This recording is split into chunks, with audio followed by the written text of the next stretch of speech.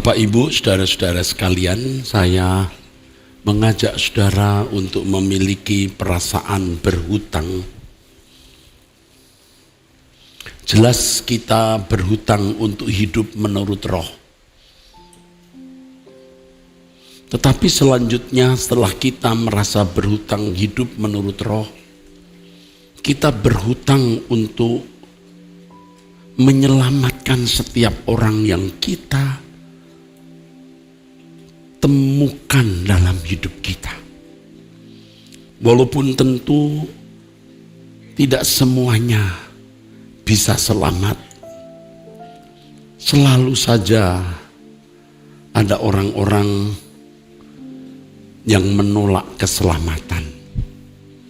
Tetapi paling tidak dari pihak kita ada langkah-langkah konkret, tindakan-tindakan nyata yang membuat mereka tidak memiliki alasan menyalahkan kita. Kita tidak bisa menyelamatkan semua orang dan memang kita bukan juru selamat. Tetapi jangan sampai ada orang mendapat alasan, memiliki alasan mengapa mereka tidak selamat walaupun berjumpa dengan kita.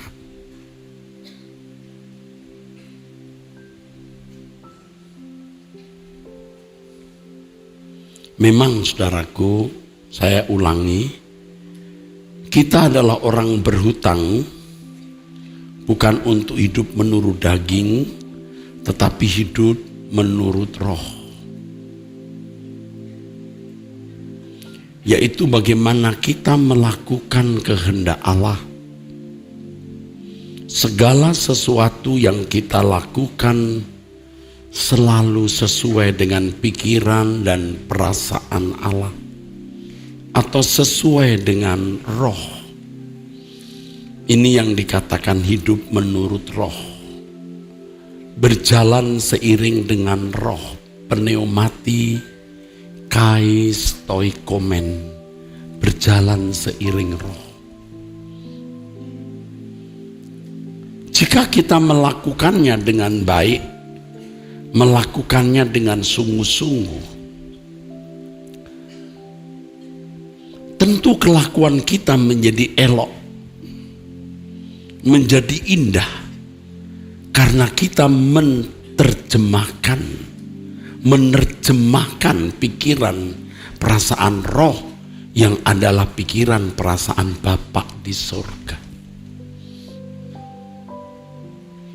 Kalau Yesus menjadi gambar Allah yang tidak kelihatan, Allah yang tidak kelihatan ditampilkan di dalam kehidupan Yesus. Keagungan Allah yang tidak tersentuh dapat ditampilkan, diejawantahkan dalam kehidupan Yesus. Kita juga mengikuti jejak Yesus, menerjemahkan kehidupan Bapa yang pernah diterjemahkan oleh Yesus dalam perilaku konkret itu, sehingga kita juga menerjemahkan kehidupan Yesus. Tidak bisa tidak kalau kita menjalani hidup seperti hidup yang dijalani oleh Tuhan Yesus, kita memiliki beban. Kita memiliki belas kasihan. Seperti Allah dalam 2 Petrus pasal 3 tidak menghendaki seorang pun binasa. Kita pun juga memiliki beban, perasaan berhutang untuk bisa menyelamatkan setiap orang yang kita temui. Walaupun tentu tidak semua orang bisa selamat, karena memang ada anak kebinasaan, dan faktanya memang ada orang-orang yang menolak Yesus. menolak keselamatan yang disediakan oleh Allah melalui Yesus Kristus, satu-satunya jalan keselamatan ini. Tetapi jangan sampai mereka memiliki alasan mengapa tidak menerima keselamatan itu, karena kesalahan kita.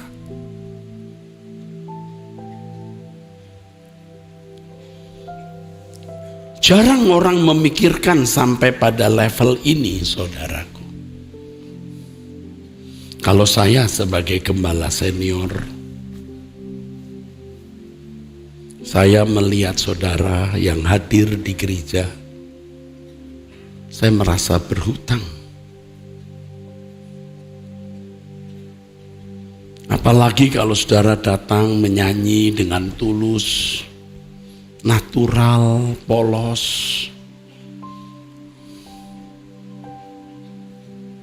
Saya merasa berhutang. Saya harus membawa saudara, membimbing, menuntun saudara agar sampai di kerajaan surga.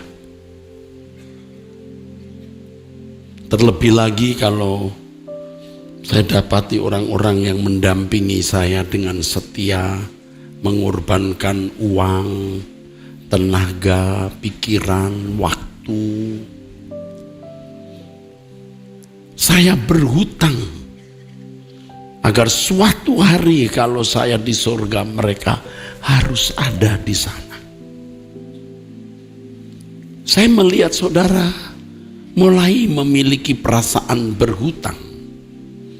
Lebih dari masalah-masalah hidupmu diselesaikan, masalah ekonomimu diselesaikan, tubuhmu sehat, anak-anakmu sukses dalam studi dan karirnya. Lebih dari itu, saya bertanggung jawab untuk menuntun saudara, membimbing saudara sampai ke langit baru, bumi baru, rumah Bapa, saudaraku. Tentu kalau sampai ada yang masuk neraka, maksud saya tentu ada juga yang bisa masuk neraka. Tetapi jangan sampai mereka punya alasan mengapa masuk neraka karena kesalahan saya, atau karena saya tidak memenuhi tanggung jawab yang harus saya penuhi. Saya tidak berkhotbah dengan baik, tidak berkhotbah dalam urapan Roh Kudus, tidak menyampaikan suara Allah, tidak menjadi teladan. Jangan sampai ada alasan itu, saudara. Dan saya bertanggung jawab untuk itu. Jadi harus hidup menurut Roh dulu. Tentu hidup dalam kekudusan dan kesucian setiap hari. Jangan terikat dengan dunia, jangan mengingini dunia. Jangan bisa dibahagiakan oleh dunia lagi. Maka baru kita bisa seperasaan dan sepenanggungan dengan Tuhan. Jadi kalau seseorang masih hidup dalam dosa atau masih berbuat dosa, masih bisa dibahagiakan dengan fasilitas dunia ini, masih punya kesenangan, hobi-hobi yang membuat ia merasa lengkap, merasa bahagia, merasa nyaman, tidak mungkin dia sepenanggungan dengan Tuhan. Dan kalau tidak sepenanggungan dengan Tuhan, tidak mungkin dia memiliki beban, saudara. Beban untuk keselamatan orang.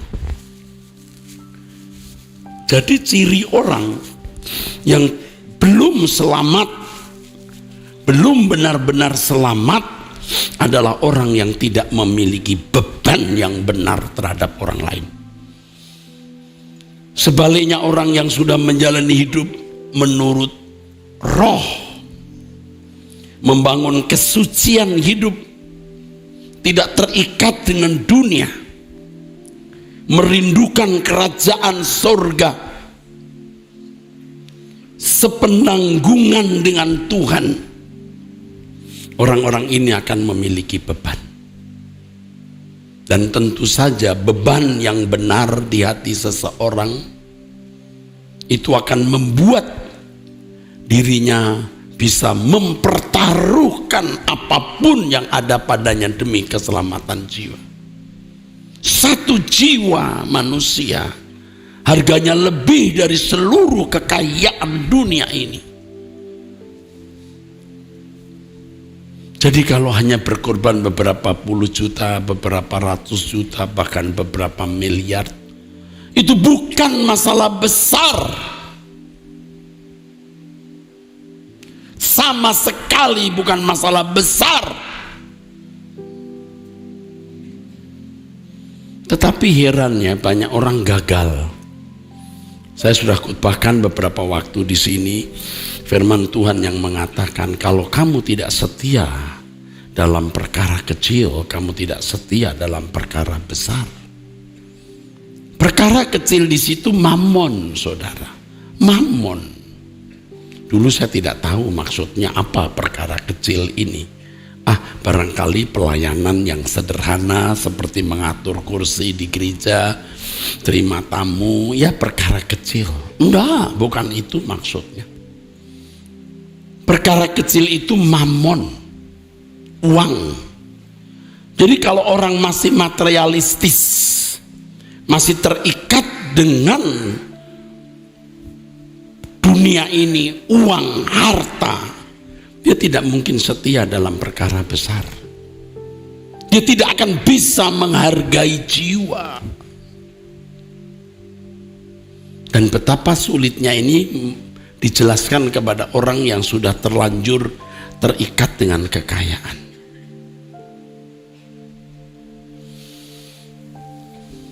Saya sudah membuktikan, saudara, orang-orang baik, orang-orang militan, sekilas ya, orang militan, cinta suara kebenaran, ikut setia suara kebenaran, lantang bicara soal suara kebenaran. Tetapi kalau sudah uang, sudah menyangkut korban uang, dia mundur. Dia mulai berhitung. Oh, buat saya enggak masalah. Bukan masalahku, itu masalahmu.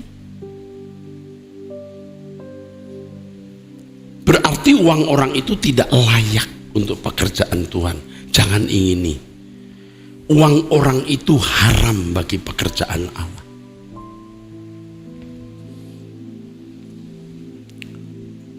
Ingat ya saudara, selama uang masih di kantongmu, itu bukan milik Tuhan, saudara. Itu milikmu. Selama masih di kantongmu, ya, belum menjadi milik Tuhan. Tapi kalau sudah di kantong orang lain, baru jadi milikmu di kekekalan. Ngerti nggak? Ingat ya, orang yang dimuliakan bersama Yesus Kristus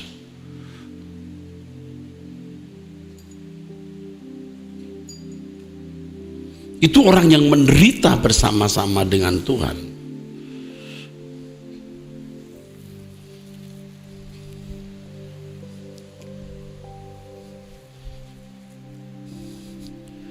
Heran ya, banyak orang tidak berani menderita untuk Tuhan. Kalau uang masih di kantongmu itu bukan milikmu. Ketika di kantong orang lain baru jadi milikmu. Kalau masih di kantongmu itu bukan milikmu. Tapi ketika itu menjadi pekerjaan Tuhan baru jadi milikmu di kekekalan. Ya saudara.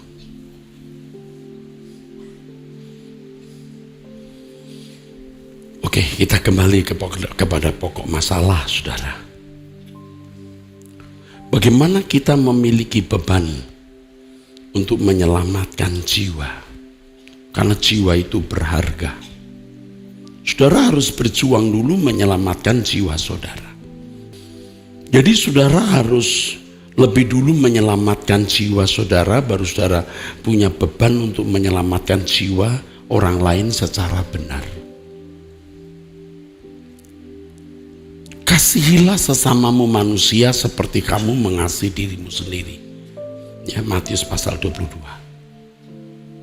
Standar kita mengasihi orang adalah mengasihi diri sendiri. Orang yang belum mengasihi diri sendiri dengan benar, orang yang tidak akan bisa mengasihi orang lain dengan benar. Tentu mengasihi diri sendiri secara benar dalam standar Tuhan, yaitu ketika seseorang mengusahakan keselamatan dirinya, itu mengasihi diri sendiri. Tetapi kalau mengasihi diri sendiri secara kodrat dosa maksudnya, itu egoisme. Bagaimana mengumpulkan harta untuk membeli barang-barang mewah? Bagaimana bisa memiliki aset-aset atas namanya? Bagaimana bisa menjadi terhormat di mata manusia? Ini mencintai diri sendiri secara kodrat dosa maksudnya. Orang-orang seperti ini orang-orang yang antroposentris atau egosentris, bukan teosentris. Tidak berpusat pada Tuhan. Mengasihi diri sendiri dengan benar itu bukan sesuatu yang sederhana. Pasti orang memikirkan itu hal sederhana. Tidak. Dia harus mengerti dulu apa itu hidup. What life is. Apa itu hidup. Dia harus belajar kebenaran. Dia harus mengerti kekekalan. Dia harus belajar mengenai nilai-nilai spiritual dengan benar. Tidak sederhana. Sehingga ia mengusahakan keselamatan dirinya dengan benar. Dalam bahasa orang GSKI, bagaimana dia mengusahakan dirinya dikembalikan ke rancangan Allah semula. Dan ini merupakan proses yang tidak pernah berhenti. Karena orang-orang seperti ini akan selalu haus dan lapar akan kebenaran. Bukan sekedar menjadi baik. Dia akan selalu melihat potret juru selamatnya, Tuhan Yesus Kristus. Potret anak Allah yang merupakan model atau prototipe manusia yang Allah kehendaki. Menjadi serupa dengan Yesus itu standar keselamatan. Dan orang harus mengusahakan itu tiada henti sampai menutup mata.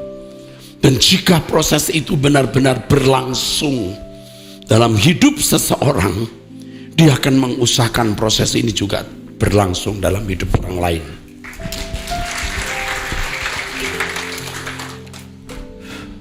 Tidak sedang mencela gereja atau pendeta manapun, saudara.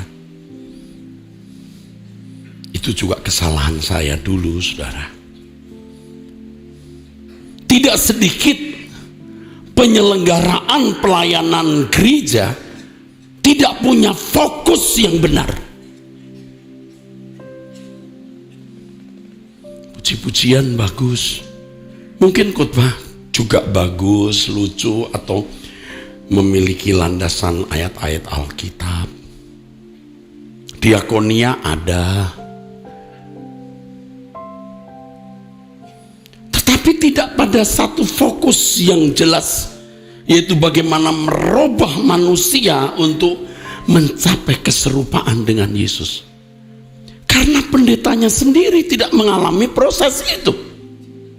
Saya berhutang kepada saudara agar setiap saudara mengalami proses perubahan untuk mencapai kesempurnaan seperti Bapa dan serupa dengan Yesus.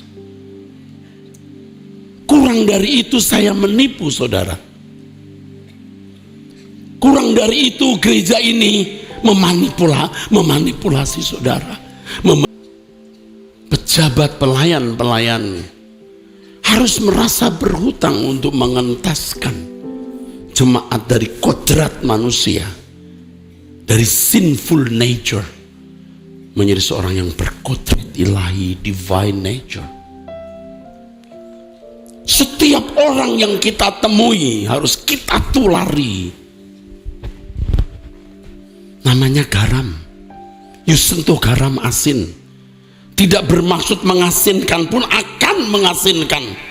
Seperti lampu yang menyala. Dia tidak bermaksud menerangi. Dia pasti jadi terang.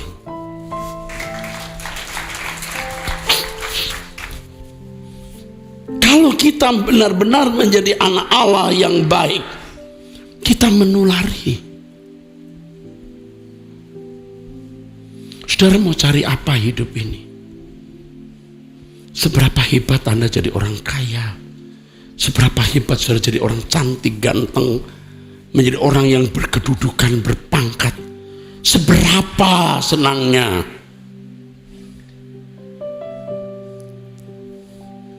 Seberapa puasnya?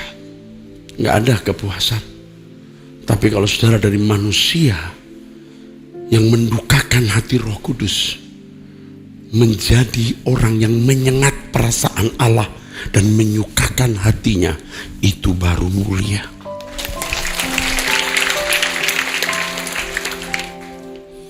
Dan nanti akhirnya saudara juga menulari orang.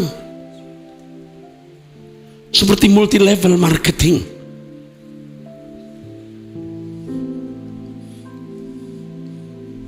Ini khotbah bukan hanya untuk diri saya. Yang pertama untuk diri saya. Yang kedua untuk para pendeta. Yang ketiga untuk semua saudara. Sebab semua saudara adalah garam dunia. Kita harus menyerukan pakai perang. Pakai perang untuk dunia. Kenapa kita tidak berambisi untuk mencapai kesucian setinggi-tingginya? Puncak kesucian, puncak kekudusan, puncak pengabdian. Kenapa kita tidak berambisi untuk hal ini? Kenapa saudara takut?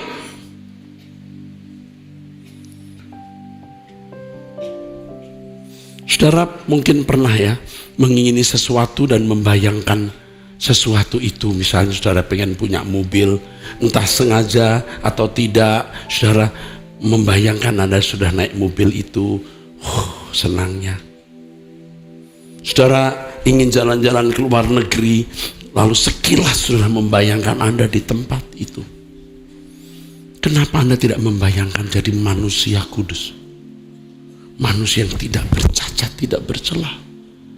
Manusia yang menyengat hati Tuhan, yang menyenangkan hati Tuhan. Kenapa? Dan dagingmu sering memadamkan hal itu. Setan menipu dan berkata, kamu tidak bisa kudus.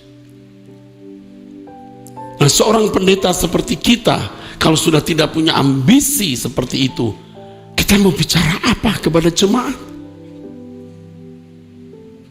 Kita hanya mengarahkan jemaat diberkati Tuhan dan tidak jelas apa berkat itu. Seperti banyak gereja dari dulu saya menemukan, Tuhan berkati, kita jadi kepala bukan jadi ekor. Paham gak bahwa itu tidak jelas? Kalau saya katakan itu menyesatkan, kasar rasanya. Padahal begitulah.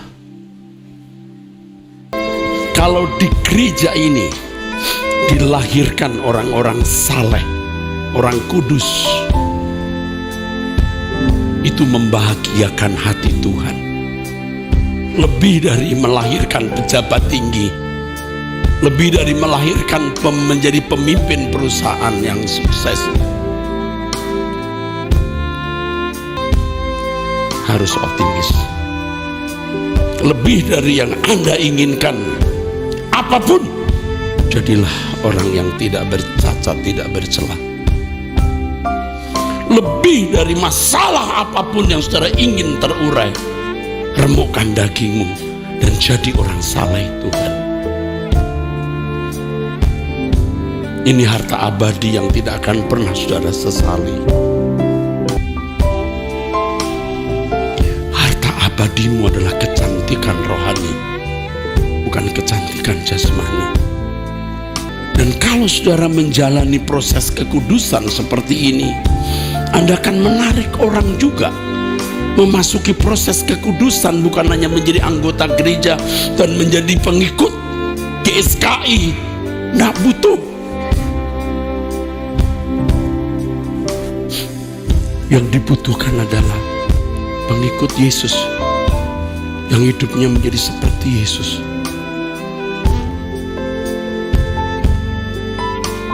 Kalau hanya menjadi anggota GSKI, belum tentu masuk surga.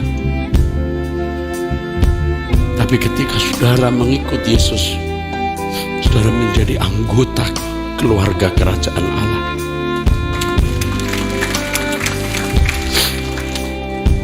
Kita harus optimis. Saudara tidak usah didorong-dorong untuk menyelamatkan jiwa orang. Otomatis hidupmu ada beban untuk menyelamatkan jiwa. Dan kau pasti menggarami orang.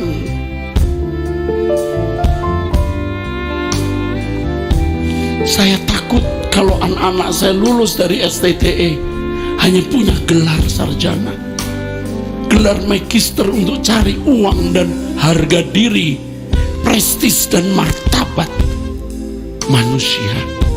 Saya takut, nak. Saya berharap dan saya berdoa STT Ekumene menjadi kuburanmu. Dagingmu dikuburkan di sini supaya engkau dilahirkan sebagai anak-anak Allah yang tidak bercacat, tidak bercela. Menjadi sekolah kehidupan yang mengubah hidupmu. Dan ketika engkau kembali ke tempat di mana engkau pernah dilahirkan atau dikirim ke tempat di mana engkau tidak pernah tahu, orang menemukan Yesus yang hidup di dalam kamu.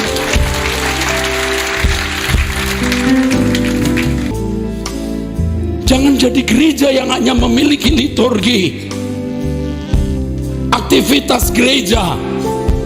Ini harus jadi gereja yang membunuh kedagingan, yang menghentikan petualangan manusia, daging manusia lama kita, dan dilahirkan di dalam hidup baru.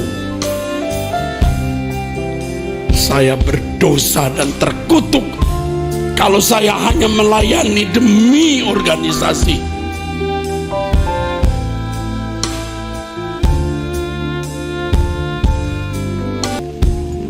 Gereja ini harus jadi tempat di mana kita diubahkan. Bukan demi nama gereja ini atau kemuliaan Erastus, tapi keselamatan dunia. Keselamatan dunia.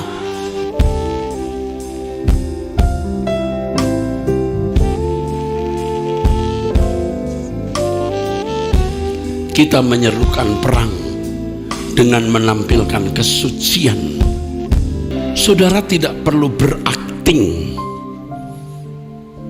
Saudara tidak perlu berakting untuk membuat orang tidak menemukan alasan.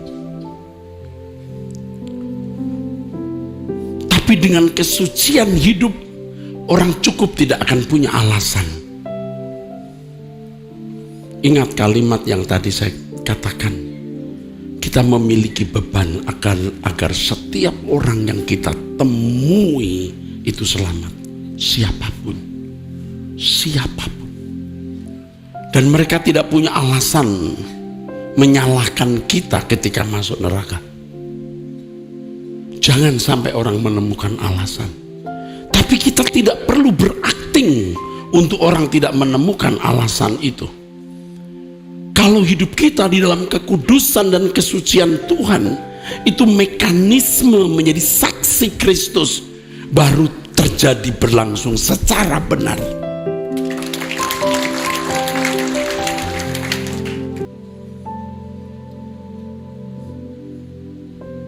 Amin, saudara. Jadi kita tidak perlu berakting untuk menjadi saksi, karena otomatis ada mekanisme yang berlangsung. Secara natural kita menjadi saksi Kristus. menjadi garam dunia, menjadi terang dunia. Sehingga pelayanan itu, saudara, menjadi irama hidup.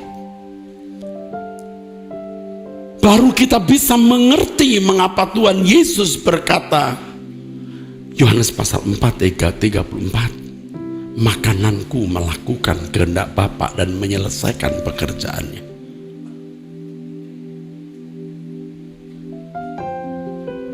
Saudara harus mengalami ini, bukan sebagai pengetahuan semata yang ada di wilayah fantasi, tetapi pengalaman konkret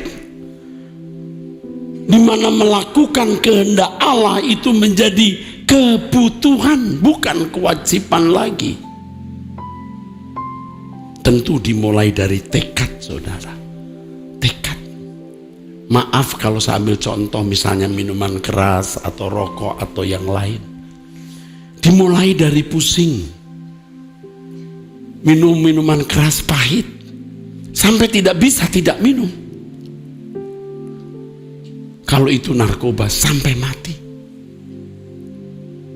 Memang dimulai dari komitmen, dari tekad. Daging kita tidak suka hidup dalam kekudusan. Daging kita menolak, saudara. Tetapi kita biasakan menjadi habituasi, kebiasaan. Sampai menciptakan habitat. Habitat hidup di dalam kekudusan. Melakukan kehendak Allah itu menjadi rezeki. Terjemahan lama rezekiku, melakukan kehendak Bapa dan menyelesaikan pekerjaan. Dalam bahasa Inggris diterjemahkan solid food, makanan utama, makanan pokok, makanan keras, makanan yang menyehatkan, makanan utama. Tidak bisa tidak.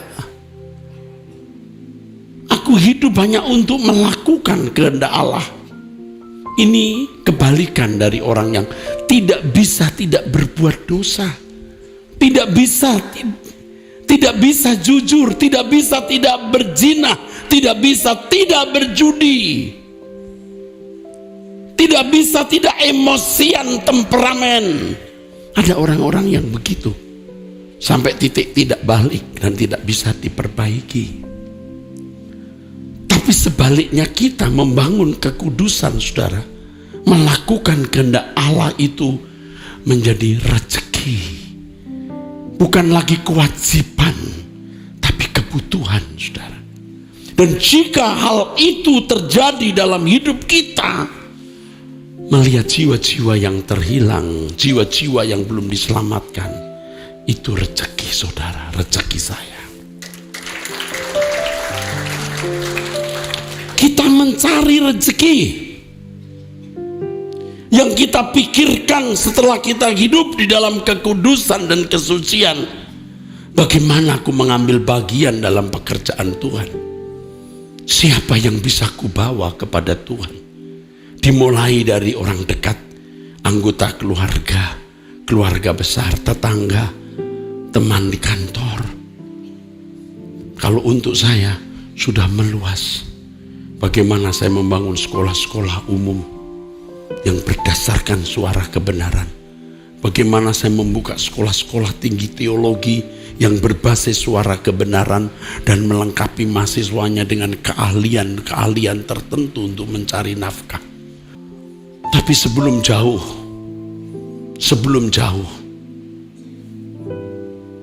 menyangkut apa yang terakhir saya kemukakan, mulailah dari hidup dalam kekudusan. Mulailah di situ. Masalahmu sebesar apapun, jangan engkau pandang lebih besar dari kesucian yang kamu harus capai. Kalau engkau memandang masalahmu lebih besar dari kesucian yang saudara harus capai, engkau memberhalakan masalah. Saya mengajak semua kita semangat, bergairah untuk mencapai kekudusan. Kita dianggap sombong, terserah. Fanatik, terserah. Kalau bisa ada kata yang lebih dari fanatik, kita pakai kata itu. Kita harus gila-gilaan untuk Tuhan. Amin.